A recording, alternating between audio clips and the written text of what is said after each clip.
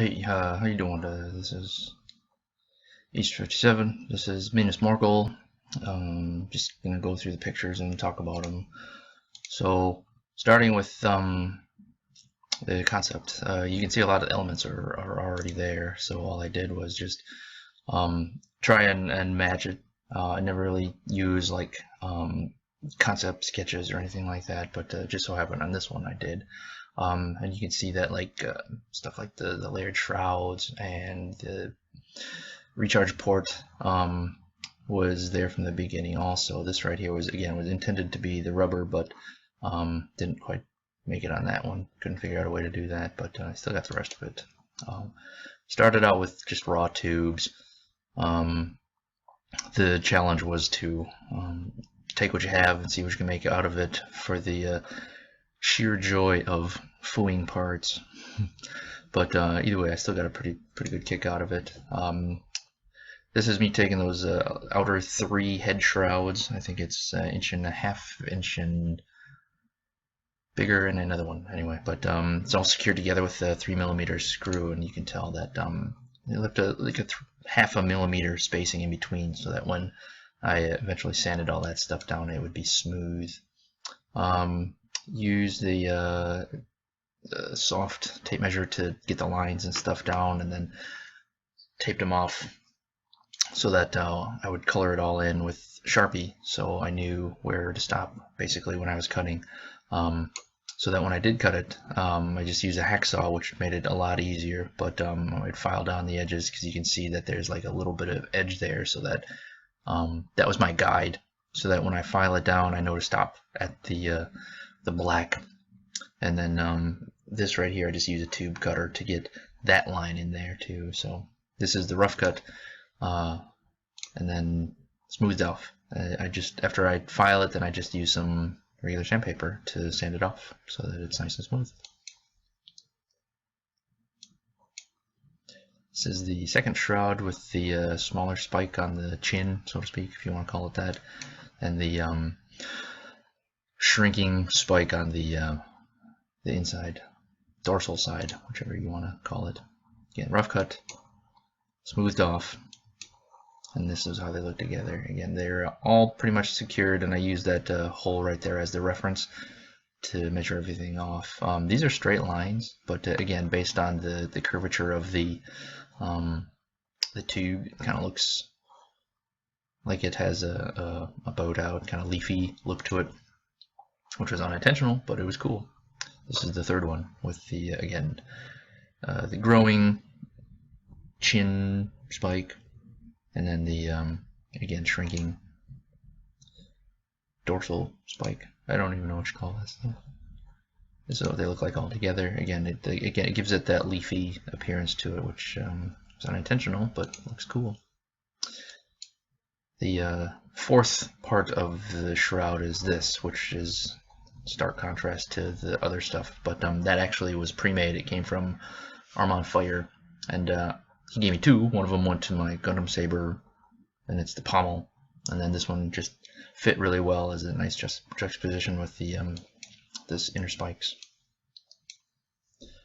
The main tube is a 1 1/4 with the 1 1/8 on the inside, which gets cut up later on also. The pommel is a blade holder, MHS blade holder 6, again with the flange cut off and the threading cut off. It's secured to the main hilt with a 1-inch inner tube, and this transition right there, it's exactly 1 1/4. And the way I got that was when I did this, since it was already 1-inch inner tube, I just used the telescoping tube and used 1 3/8, yeah, and then basically just scored a line so that since it was a 1 1/4 inner diameter, that line scored was exactly a 1 1/4 inch outer diameter. So that's how I got that to match up. And then the pommel insert, I think, is the MPI 10, but it looks like there's more holes on it, but they're just, you can see that they're just spaced out, and that's what gives it that illusion right there. a little bit more work on that. This is after the smoothed out the back of the head. And pretty much all I did was just hold some sandpaper to it, like 100 grit sandpaper, and then with the 1-inch compression plug in the drill, I just drilled it and used the welding glove so I didn't burn my hand. I really like how it turned out. Anyway, this is the so far mock-up, so that's how I can tell the how it's overall gonna look. You'll notice it's nice and long, again for the sword theme. So this is me starting off the basically the lip, the inner lip of the emitter. It's pretty easy. All I did was just cut some spikes out of the 1 1/8 inch tube. Pretty messy to begin with, and it looks kind of poor, but once you clean it up with the smaller files and stuff like that and some sandpaper, it has a little bit more of an organic look to it. These cool eyes, I guess if you want to call it, so it kind of looks like a little bit more of an organic crown to the eyes, but those will get elaborated on for they originally intended to be a throwback to Graflex pen ports. Tubes. Again, just showing off how I squared off the edges. This is the creating the main grip section. There's going to be some cutouts and stuff there. That's the clamp section. Again, a lot of this stuff has like overall Graflex influences, and again, it's just part of the design process and my personal aesthetic and how I like certain projects to look, and how I get the nice sharp edges there. I'll use like a door jamb and then score this one, and then use the tube cutter to score this way so that I know exactly where to cut. I'd cut it back, but then again I knew where to stop filing. So this is a cool picture. It's a staged picture totally. It's a turned off Dremel. So this is the rough cut and the cleaned up one. And no, Chris, they're not perfect, but they kind of look like it. So this is basically what I just had cut out right there, so that the inner tube right here is 1 1/8, and then I'll put the little foil tape there to create the ridges. This is the spine, so it's 1 3/8.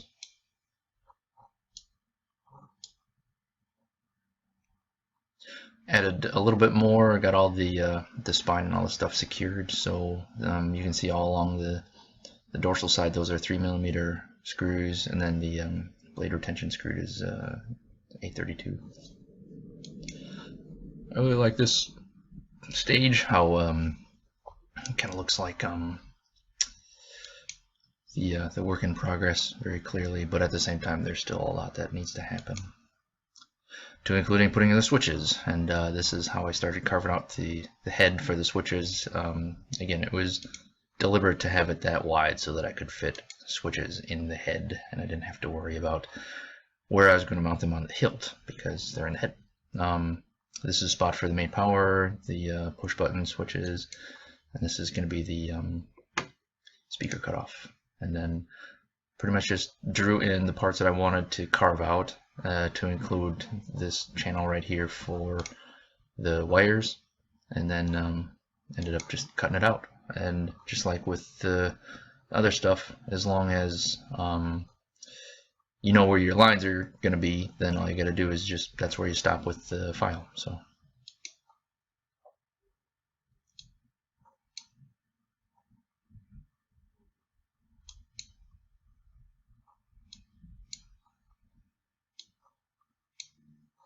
and this is the outer head. And this is the holes for the slider switch, and then the other side. This is the look from the inside. This is the heatsink LED optics module, and then everything gets routed over the top of that because that's a 1-inch outer diameter. This is the inch and an eighth tube, so all the wires get routed over that. And then I don't know if you can tell, there's a little space for them to go in here. The optics module is pretty much right here, so that it goes in and then gets routed around. So That's all for now.